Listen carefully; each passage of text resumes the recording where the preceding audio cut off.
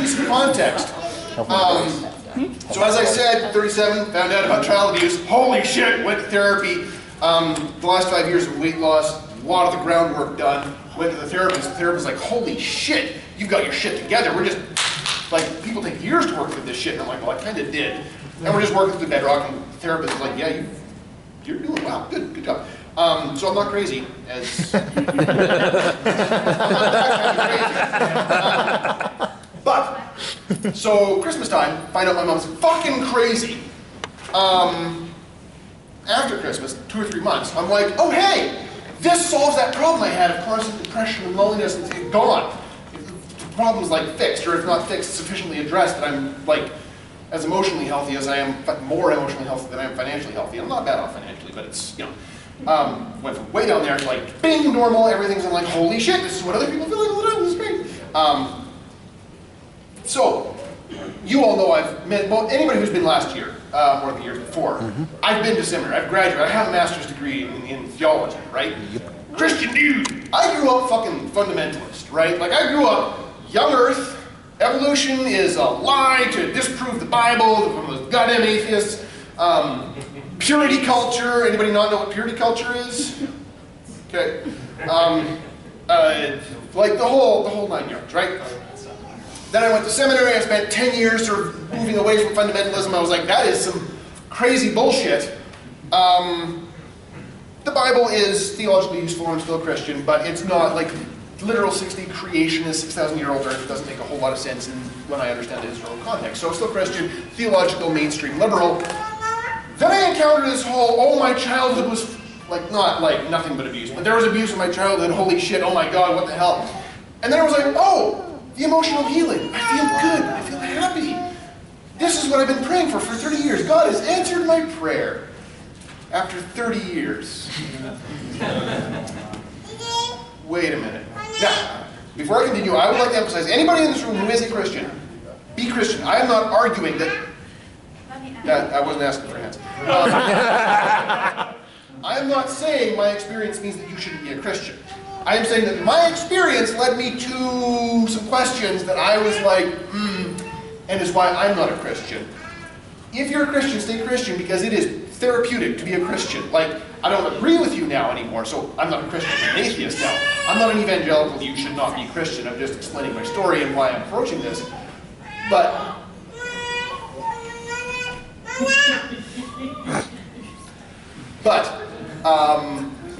my experience was, okay, God took 30 years, what's the explanation in the Christian theology? Because I have a degree in theology, so why did I be able to figure this out? And I was like, okay, no, I didn't.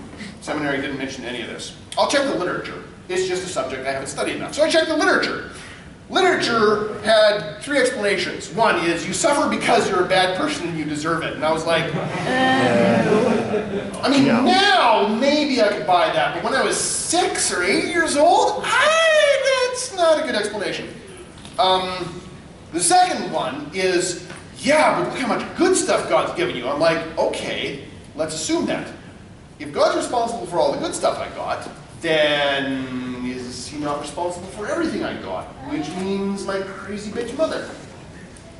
Yeah, no, I don't see a way around that. Okay, so that's not, no, I don't want to give God a pass on that. That seems intellectually dishonest. Third, which is the best answer, like, most intellectually honest, not the most satisfying. But I was like, okay, so the third argument is Christianity is like, okay, I have no fucking idea. Like, we do not fucking know. Which is the most intellectually honest answer, because like I have a master's, and I was like, okay, I'm equipped to answer this problem. I checked, and I'm like, no, there is no obvious answer. Is there a complicated answer? Yes, the complicated answer is, there's no complicated answer. So I'm like, okay, let's think about this logically. Perhaps somebody just hasn't, my ginormous brain hasn't approached the problem. What is the alternate explanations? Let's come up with a different hypothesis. What can oh shit, maybe God's a fairy tale. That would answer the question of why he didn't answer my prayer for 30 years. Oh, and those other questions I had about Christianity. And that was sort of a really quick sort of, fuck, I think I'm an atheist. Which, okay, A, was traumatizing. I don't recommend that to anyone. Like Christians, if you're Christian, stay fucking Christians. I don't recommend atheism. Like, just be like, he lost his faith, he was never really a Christian, just, ignore it. Do not become atheist, because it sucked. I was in the middle of an 8-kilometer run, and I get to about kilometer 4, and it's all of a sudden it hits me, I'm like, boom, I don't believe in God anymore. Oh, I'm just like, it's ugly crying in the middle of a run, and my heart rate was like, fucked my training schedule back. So, I mean, for nothing else, don't deconvert, because if you're doing marathon training or weightlifting, it ruins your week. But yeah, so, atheist now. And then everybody was like, wow, you really did a 180 on that fast. Because in February, you were in Indonesia teaching Bible college students about theology. And I'm like, yes, I was. And they're like, and now you're an atheist. And I'm like, yeah. And they're like, that was a 180. I'm like,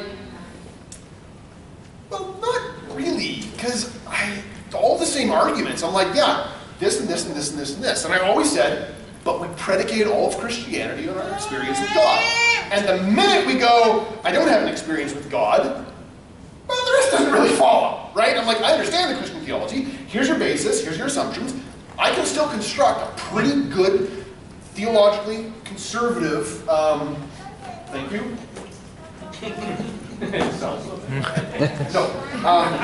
Pretty good theologically conservative approach to like stuff. I'm just like, I just don't share the common assumptions. So then I was like, okay, let's work through some stuff. Anybody, I think most people are aware that religion and sex have some bullshit going on, right? Yeah. Like Catholic guilt about sex. Protestants, I thought, well, Protestants don't have that problem. He said, as he kept telling gorgeous women, no, I can't fuck you, because Jesus would cry. God did, like, there are some regrets. I'm like, I turned that shit down. Ah! Okay, no, okay. But so I was reconsidering a bunch of this, and the thing I thought was, okay, I'm not a Christian. Do I need to change anything like foundational? So I'm like, okay, so sex, yeah. Yeah, actually, I can date non-Christians now. In fact, I should probably date non-Christians.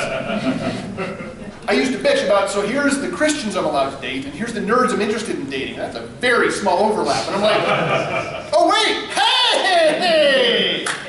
So I've had more dates in the last 6 months than, Ever. Yeah, I've counted, and I have, in fact, I mean, a lot of them have been first dates that haven't turned into a second date, but still, more dates in 6 months than the rest of my life. And I'm like, being an atheist works out pretty well. So, that's why, I'm not using this as a dating opportunity for myself. I'm just saying, this is why I'm like, because in the past years, everybody's like, oh, he's a Christian, why is he asking secular, like, lesbian nerds out? I'm like, because if they're lesbians and I get to join, that means they're bisexual. But for context. Okay, so, we're going to sell stuff in a minute, but first, the group participation. So those of you who are like, no,